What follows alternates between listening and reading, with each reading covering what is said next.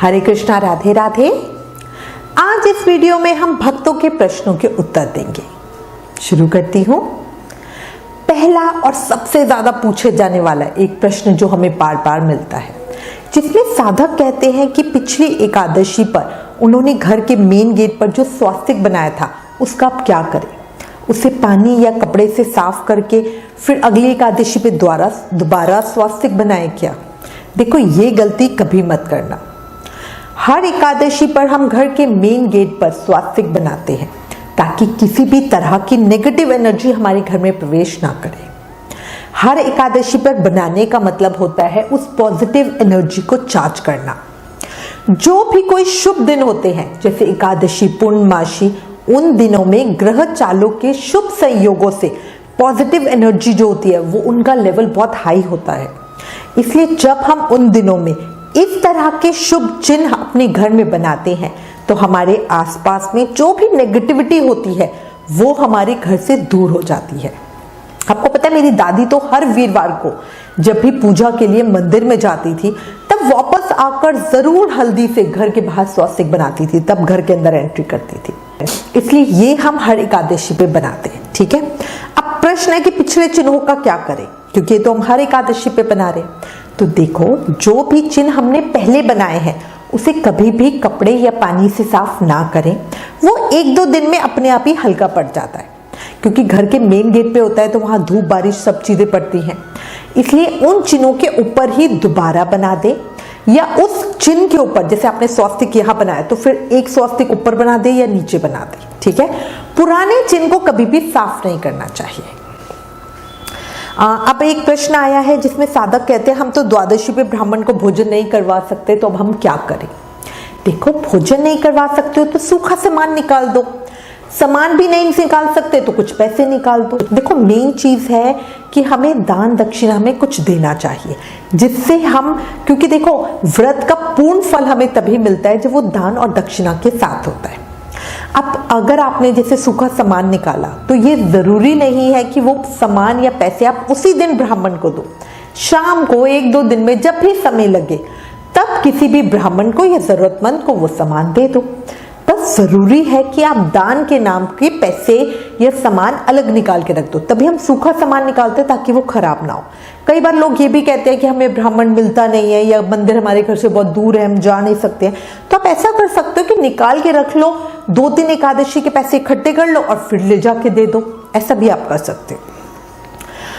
एक प्रश्न हमारे पास आया है, एकादशी वाले दिन या 2-3 दिन पहले किसी परिजन की मृत्यु हो जाए तो क्या करें, क्योंकि पातक में तो व्रत नहीं करते। देखो, ये सही है, सूतक पातक में किसी भी तरह की पूजा मान्य नहीं होती। सूतक पातक में व्रत भी नहीं रखे जाते।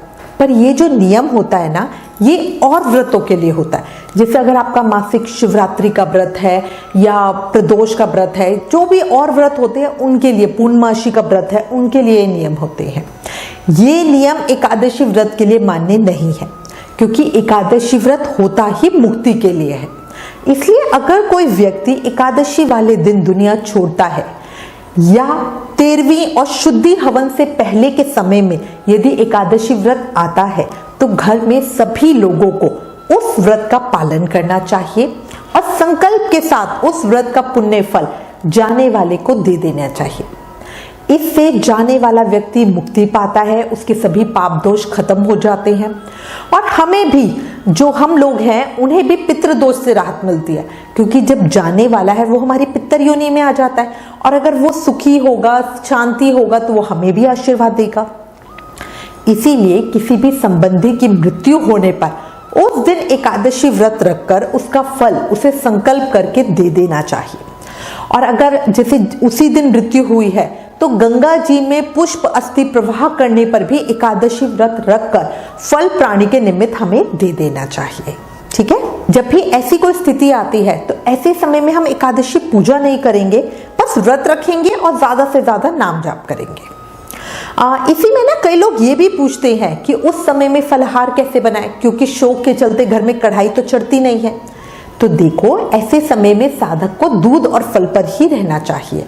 आप जब किसी और के लिए व्रत करते हो ना, तो जरूरी होता है कि पूरे विधि विधान और नियमों से व्रत करो ताकि उसका पूरा फल मिले, है ना। हम अपने लिए क्या करते हैं, कई बार ऐसा होता है कि चलो हमसे नहीं रहा जा रहा, हमने फलाहार खा लिया, है ना। हमारे दिमाग में कहीं ना कहीं बात होती है कि अगले साल भी एकादशी व्रत आएगा, बट जब आप किसी और के लिए ये काम कर रहे हो, उसको तो दोबारा एकादशी का नहीं मिलेगा ना। तो उसके लिए पूर्ण आस्था, विश्वास और नियमों के साथ व्रत का पालन करो। अब एक और सबसे ज्यादा पूछने आने वाला प्रश्न है, जिसमें साधक पूछते हैं, उन्होंने पुत्र इच्छा से पुत्रदा एकादशी का व्रत किया, यह जीवन में सफलता प्राप्ति की कामना से सफला एकादशी का व्रत किया, क्या वो ऐसा कर सकते हैं? देखो, एकादशी व्रत के दो भेद हैं, नित्य एकादशी और काम्य एकादशी। यदि एकादशी का व्रत बिना किसी फल की इच्छा से किया जाए तो वो नित्य एकादशी कहलाती है। ऐसे में हम हर एकादशी व्रत का पालन करते हैं। इसी के विपरीत हमारी एक और स्थिति होती है जिसमें कोई साधक किसी पर्टिकुलर फल की इच्छा से, जैसे धन प्राप्ति के लिए, पुत्र प्राप्ति के लिए, या रोग शोक कलेश आदि से मुक्ति के लिए व्रत करता है, तो वो काम्य व्रत कहलाता है। ऐसे में कई साधक सिर्फ कुछ एकादशियों का व्रत करते हैं, जैसे पुत्र प्राप्ति के लिए पुत्रदा एकादशी का कर लिया, या सफलता पाने के लिए सफला एकादशी का व्रत कर लिया। कई साधक ऐसा भी करते हैं कि जो साल की 4 सबसे बड़ी एकादशी होता है उनका व्रत करते हैं। कई साधक चातुर्य मास में आने वाली जो 4 महीनों के अंदर 8 एकादशियां आती है उनके व्रत करते हैं। कई साधक सिर्फ अधिक मास की एकादशी का व्रत करते हैं।